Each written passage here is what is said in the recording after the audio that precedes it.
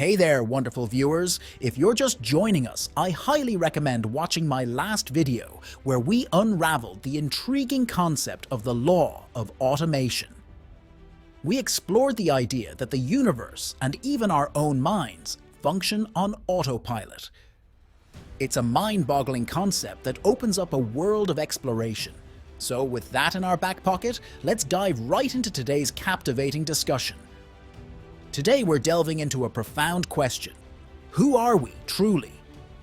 Before grasping the law of automation, we often believe we are the mind or controller of our body and thoughts. However, as we've learned, we know it for sure that we are not that. So, could we be the body? Let's explore this together. Let's ponder a fundamental question. If we identify as the body, what does that really mean? Are we referring to the entire body or a particular part of it? Consider this. If we claim the whole body, how could we exist without certain limbs or senses? But if we select a specific part, which one would define us? After all, each part of our body is replaceable. You can swap out the heart, kidney, eyes, hands, remarkably, even the entire head, brain included.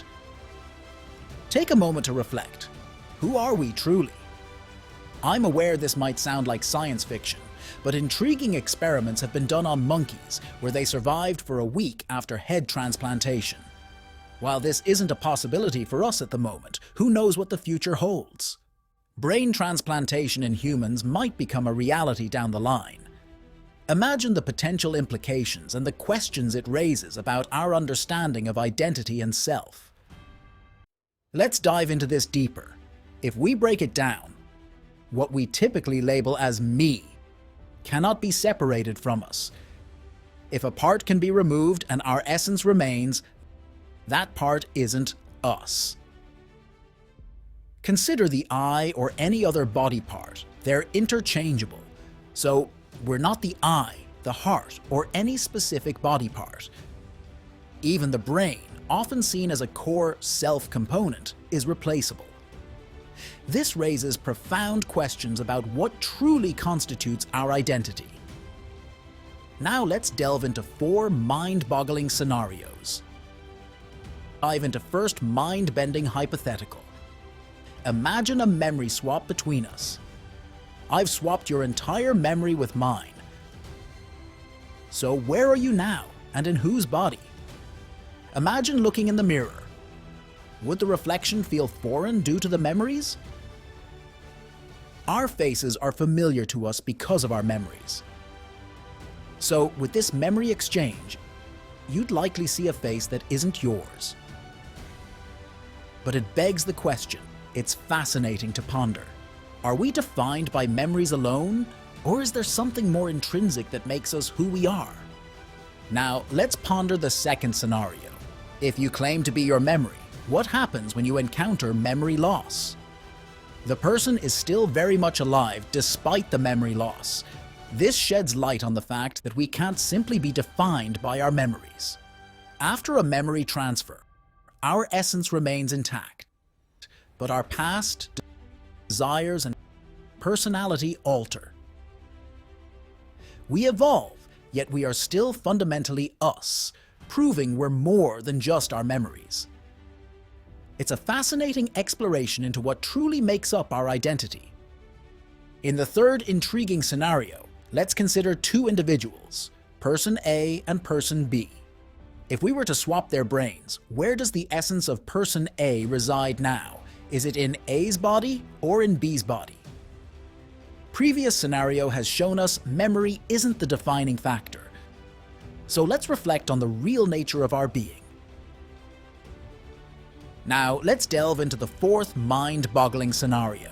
This will prove to you that you are not the brain. This is a thought experiment to help us grasp a concept.